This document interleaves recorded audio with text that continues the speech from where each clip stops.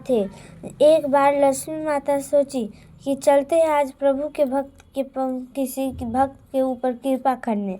तो एक ब्राह्मण के घर गई जो मंदिर का पुजारी था, लेकिन उसे देखते ही माता लक्ष्मी आश्चर्य में पड़ गई कि वह एक वस्त्र 4-4 दिन पहन रहा है। घर में कोई स्वच्छता नहीं है। सभी सूर्य उदय हो गया है, किंतु सभी अभी सोए हुए हैं। वो बहुत गुस्से हो गई और बोली, मैं इस घर पे नहीं रह सकती। उसके बाद वो एक गरीब ब्राह्मण के पास गई। वह क्षत्रिय था, इस कारण उसे कोई भी मंदिर के अंदर भी नहीं जाने देते थे। कहते थे वो नीच जाति का है। क्षत्रिय होने के कारण वह झाड़ू लगाने के काम करता था मंदिर में, लेकिन अंदर नहीं जाता था। बाहर का ही सफाई करके चला जाता था और बाकी लोग उसे ताना देते, क्षत्रिय होकर क्या कर लेगा, गरीब है, गरीब ही रहेगा और क्षत्रिय ही रहेगा, नीच जाति का तो आगे ही है। तो वह ब्राह्मण के घर में सूर्य उदय से पहले ही सभी उठ गए।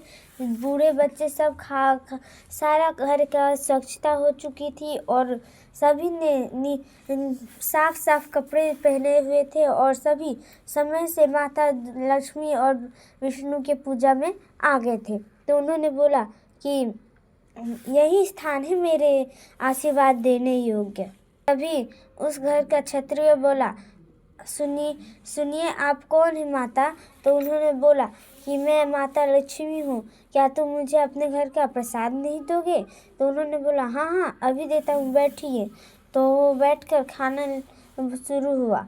तो वो खा ही रही थी कि उनके पास जगन्नाथ जी आए। उन्होंने देखा कि माता लक्ष्मी नीच जाति में भोजन कर रही है, तो वो बहुत ही गुस्से में आ गए और वो बोले कि आचार विचार सब भूल गए हैं। देवी देवता होकर भी कोई भी आचार विचार है ही नहीं। नीच जाति के घर जाकर खा रहे हैं।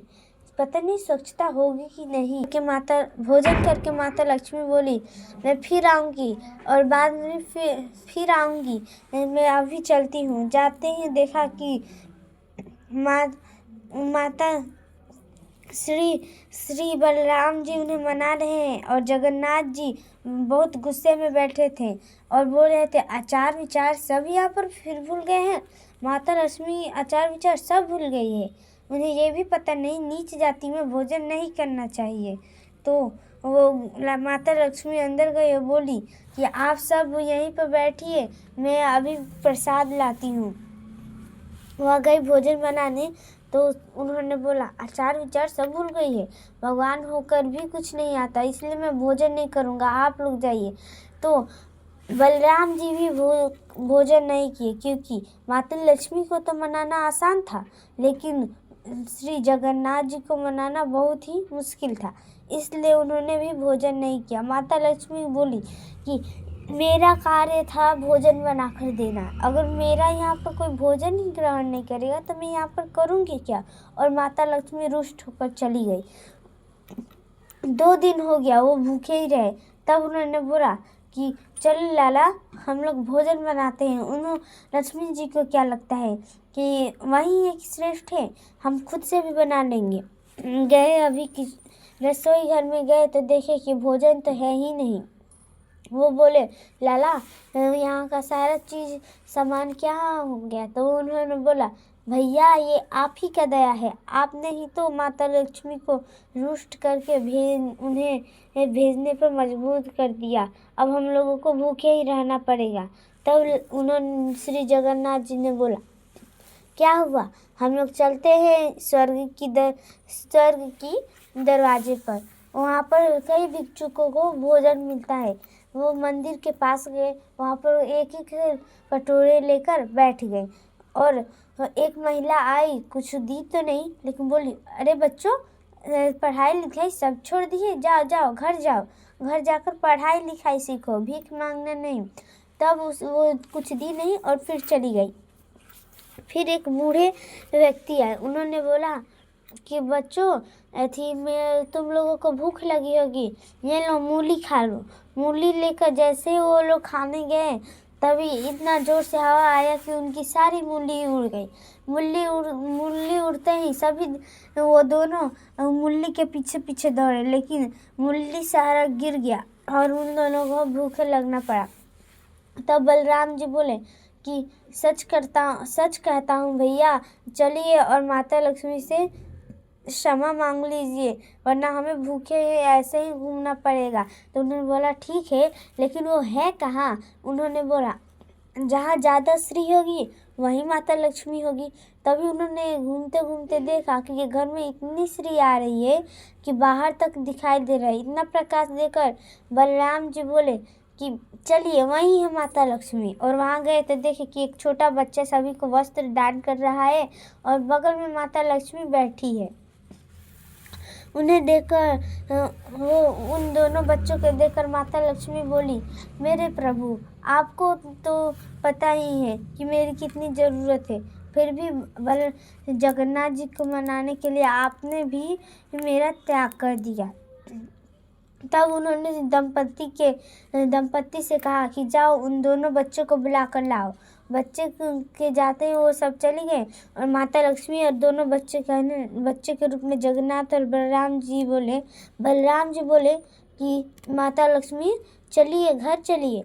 तो बलराम जी बोले, जगन्नाथ जी बोले, बहू मुझे क्षमा कर देना, मुझे माफ़ कर दो, मैं आज के बाद ऐसा कभी नहीं करूँगा। तो माता लक्ष्मी कही, आप लोग अपने भक्त के पास दया करने जाते हैं तो उसे खाली हाथ नहीं छोड़ते, लेकिन वो जो आपके मंदिर का पंडित है वो तो एक वस्त्र 4 दिन तक पहनते हैं, स्नान 1 महीने पर करते हैं और घर में स्वच्छता भी नहीं है। सूर्य उदय होते होते वो सोए रहते हैं।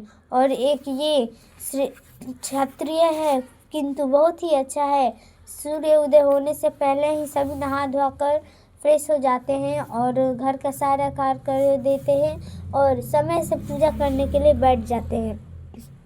तो उन्होंने बोला कि ठीक है, आज के बाद ऐसा कभी नहीं होगा।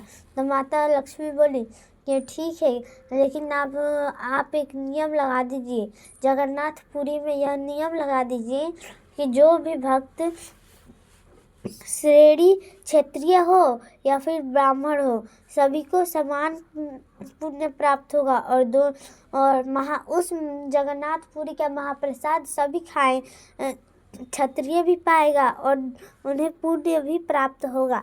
तो जगन्नाथ जी बोले ठीक है, मैं यह नियम लगा दूंगा, अब घर चलिए, मुझे बहुत ज़ोर से भूख लगी है। तो बलराम जी बोले ठीक है, आप भी चलिए, अब चलिए।